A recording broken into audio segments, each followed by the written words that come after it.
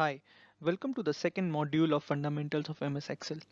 In this particular module, we'll have three sessions. The first one will concentrate on worksheet operations, like working with multiple workbooks, moving, copying worksheets from one file to another, inserting, deleting rows, clearing contents, hiding, unhiding columns and tabs.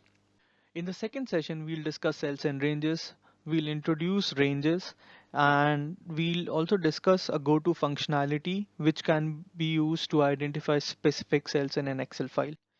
The third session of this module will focus on tables and the benefits of tables with respect to an ordinary data set.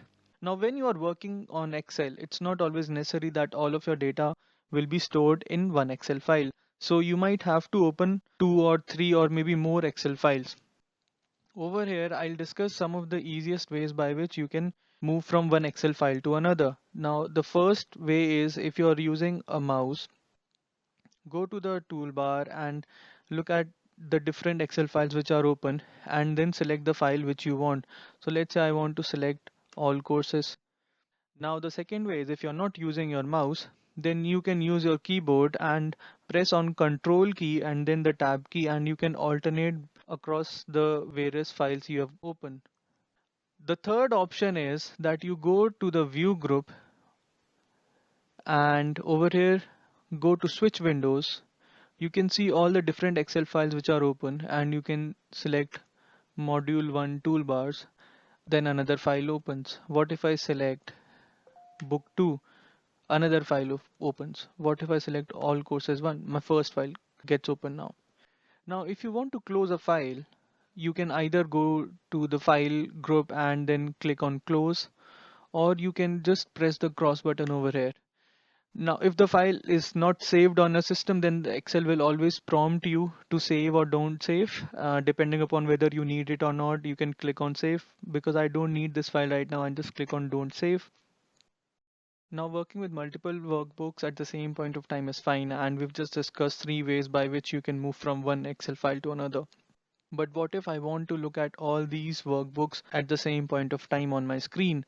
For that, I will go to view group and I will click on arrange all. If I click on tiled, it will give me all the Excel files which are open and it will divide them into different tiles.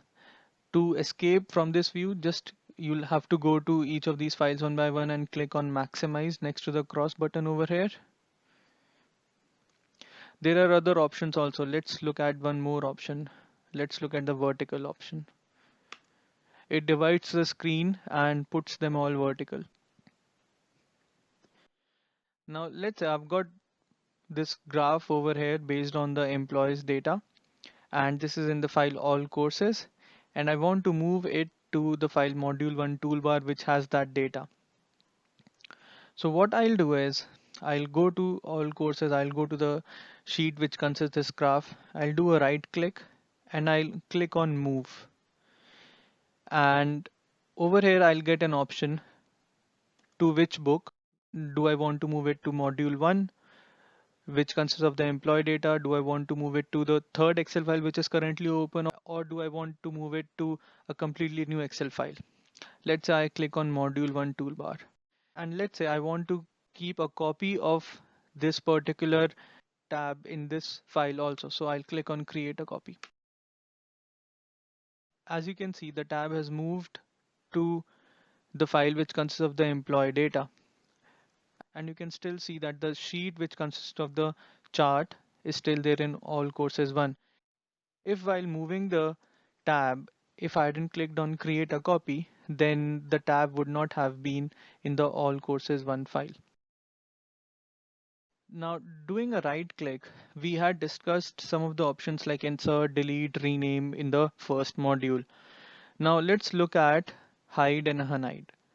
So as the name suggests, hide, if I click on hide, it will hide this particular tab. Similarly, if I click on unhide, it will give me the list of all the tabs which I have hidden in this particular file, and clicking on say sheet 2, it will open the tab which I had hidden. Now in the previous module, we had also discussed about inserting and deleting columns or rows using the delete and insert commands on the home group. You can do the same functionalities using your mouse also. So supposedly I want to insert a column before B. So I select this column B, I do a right click of my mouse and I click on insert. It will insert a column before B. And if I want to delete this column, I click on the column, I select that column, do a right click and then click on delete. Similarly, I can insert a row. Let's say I want to insert a row before employee D. I select the entire row, do a right click, click on insert, and a row gets inserted. I can now delete this also by just selecting the entire row and clicking on delete. If I do a right click of my mouse over the rows or columns, I get the following menu. We've already looked at the cut, copy, paste options and insert and delete we've just discussed. If I do a clear content, it will not delete the column or the row, but it will just clear the contents. If I do a undo or a control Z just to show it again. So right now I've got in row 8 G and $1,200 by selecting this row, doing a right click, clear contents. The contents get deleted. The row does not get deleted. If the row would have got deleted, H, I, J, K, L, all they would have shifted one row above.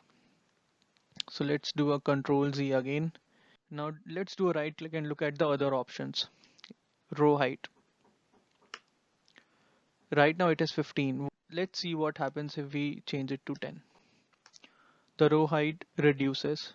And what if it is kept at 100?